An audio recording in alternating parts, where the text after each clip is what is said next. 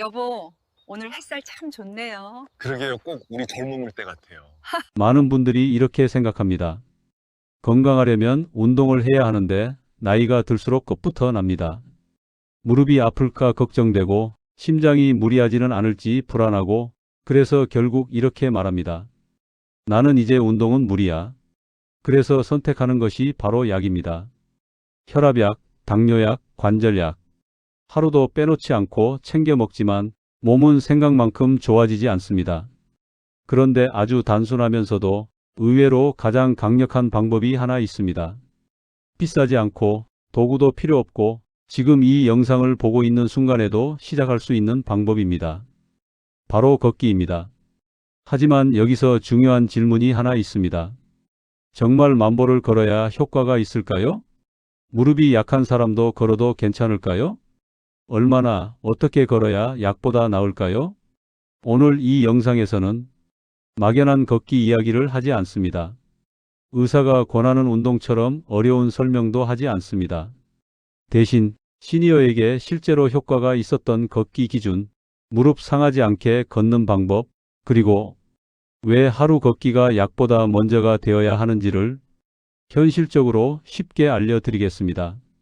이 영상 하나로 운동은 어렵다는 생각이 이 정도면 할 수 있겠다로 바뀌게 될 겁니다. 지금부터 약보다 강력한 하루 걷기에 대해 차근차근 이야기해 보겠습니다. 첫째, 왜 걷기는 약보다 먼저가 되어야 하는가? 나이가 들수록 몸은 정직해집니다. 무리하면 바로 신호를 보내고 회복에는 시간이 오래 걸립니다. 그래서 많은 시니어분들이 운동을 시작하려다가도 괜히 했다가 병만 키우는 것 아니야? 이런 걱정부터 하게 됩니다. 실제로 병원에서 가장 자주 듣는 말 중 하나가 예전처럼 몸이 말을 안 들어요 라는 말입니다. 이때 대부분의 선택은 비슷합니다. 운동은 뒤로 미루고 약에 먼저 의지하게 됩니다. 물론 약은 필요합니다. 하지만 약에는 한 가지 분명한 한계가 있습니다. 몸을 움직이게 하지는 못한다는 점입니다. 반면 걷기는 다릅니다. 걷는 순간부터 심장은 스스로 박동을 조절하고 혈관은 탄력을 되찾으려 하고 근육과 관절은 천천히 깨어납니다. 이 과정이 중요한 이유는 노년기의 건강을 무너뜨리는 핵심 원인이 단순한 병이 아니라 움직임의 부족이기 때문입니다. 가만히 있는 시간이 늘수록 근육은 빠르게 줄어들고 혈액순환은 둔해지며 작은 충격에도 넘어질 위험이 커집니다. 걷기는 이 모든 흐름을 가장 안전하게 되돌리는 방법입니다. 격한 운동처럼 심장을 놀라게 하지도 않고 관절에 갑작스러운 충격을 주지도 않습니다. 특히 걷기는 심장과 혈관의 훈련이 아닌 적응을 시킵니다. 숨이 완전히 차오르지 않을 정도의 움직임이 오히려 노년기에는 더 효과적입니다. 그래서 많은 전문가들이 노년기 운동의 시작은 걷기라고 말합니다. 또 하나 중요한 점이 있습니다. 걷기는 단순히 몸만 움직이는 운동이 아니라 몸 전체의 균형을 동시에 관리하는 활동이라는 점입니다. 발을 디딜 때마다 하체 근육이 깨어나고 균형을 잡는 과정에서 뇌도 함께 작동합니다. 이 때문에 걷기는 낙상 예방과도 깊은 관련이 있습니다. 실제로 넘어짐은 노년기 건강이 급격히 무너지는 가장 큰 계기 중 하나입니다. 한번 넘어지고 나면 움직임이 줄고 움직임이 줄수록 몸은 더 빠르게 약해집니다. 걷기는 이 악순환을 끊는 가장 현실적인 방법입니다. 그리고 걷기의 가장 큰 장점은 지속할 수 있다는 점입니다. 헬스장에 가지 않아도 되고 특별한 장비도 필요 없으며 오늘 못하면 내일 다시 시작할 수 있습니다. 이 꾸준함이 약으로는 절대 만들 수 없는 몸의 변화를 만들어냅니다. 그래서 걷기는 약을 대신하는 것이 아니라 약보다 먼저 선택되어야 할 습관입니다. 지금 이 순간에도 몸은 완벽할 필요가 없습니다.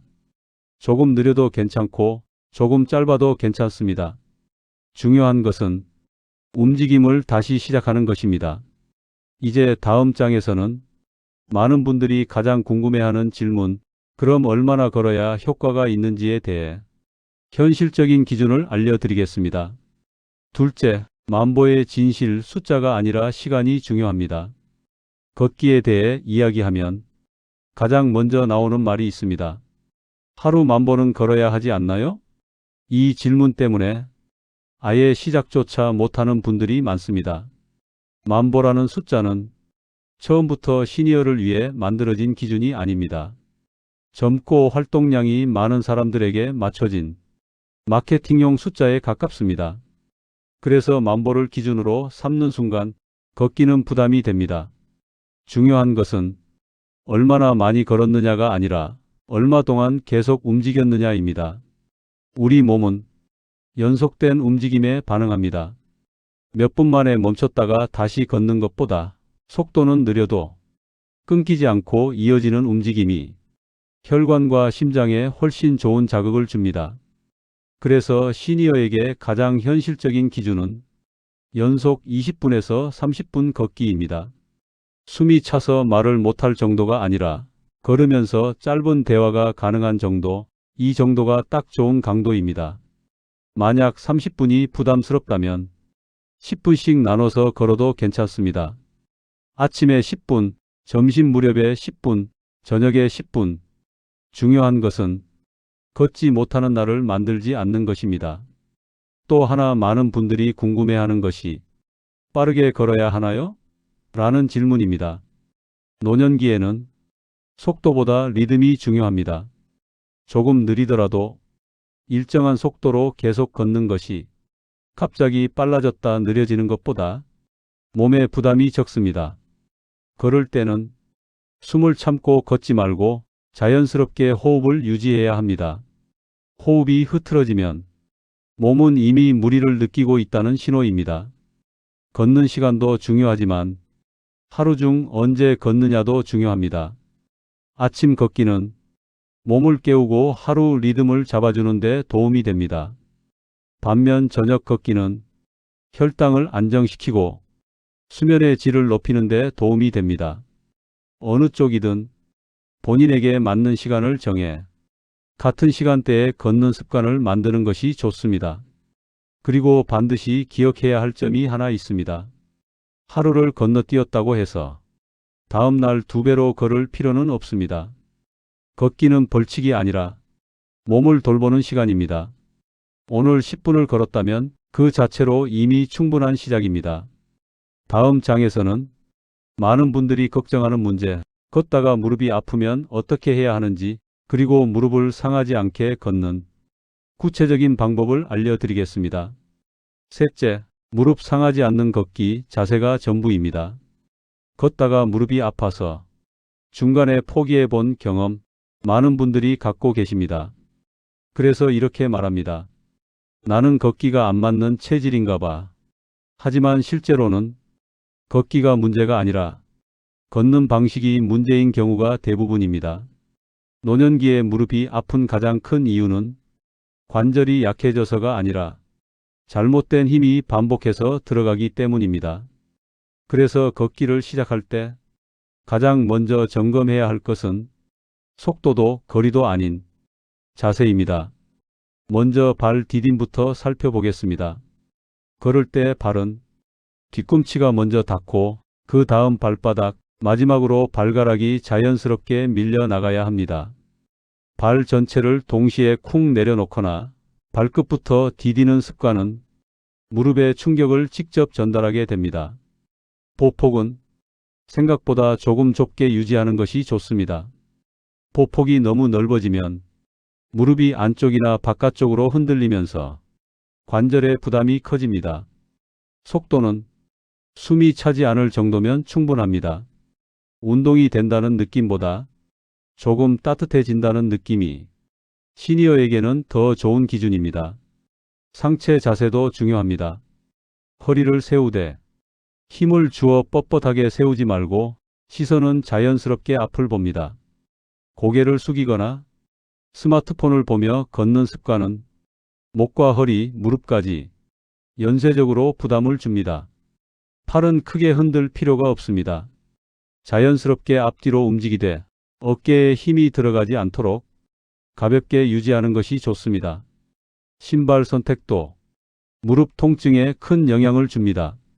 바닥이 너무 딱딱하거나 미끄러운 신발은 피하고 발바닥 전체를 안정적으로 받쳐주는 편한 운동화를 선택하는 것이 좋습니다. 만약 걷는 도중 무릎이 뻐근하거나 불편해진다면 억지로 참고 걷지 마십시오. 잠시 멈춰 서서 호흡을 고르고 스트레칭을 가볍게 한 뒤 다시 걸어도 괜찮습니다. 걷기는 참아야 하는 운동이 아니라 몸의 신호를 들으며 조절하는 활동입니다. 이렇게 자세만 조금 바꿔도 걷기는 더 이상 무릎을 망치는 운동이 아니라 무릎을 지켜주는 습관이 됩니다. 다음 장에서는 걷기가 단순한 운동을 넘어 노년의 삶 전체에 어떤 변화를 만드는지 그 이유를 함께 살펴보겠습니다. 넷째, 걷기가 바꾸는 노년의 질, 몸보다 먼저 달라지는 것들. 많은 분들이 걷기를 이야기하면 체중이나 혈압 같은 숫자부터 떠올립니다. 하지만 노년기에 걷기가 만들어내는 변화는 몸보다 먼저 삶의 느낌에서 시작됩니다. 매일 같은 시간에 집 밖으로 나가 걷기 시작하면 하루의 리듬이 생깁니다. 아침에 걷는 분들은 하루가 덜 무겁다고 말하고 저녁에 걷는 분들은 잠자리에 들기가 훨씬 편해졌다고 말합니다. 이 작은 변화가 쌓이면 생활 전체가 달라집니다.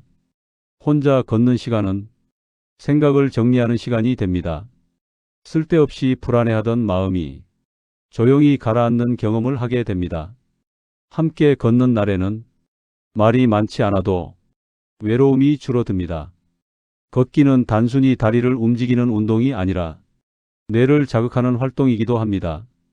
발을 옮길 때마다 균형을 잡고 주변을 인식하고 방향을 판단하는 과정이 뇌를 쉬지 않게 만듭니다. 그래서 걷기는 기억력 저하와 우울감에도 좋은 영향을 줍니다. 특히 노년기에 중요한 것은 할 수 있는 일이 줄어든다는 무력감을 막는 것입니다.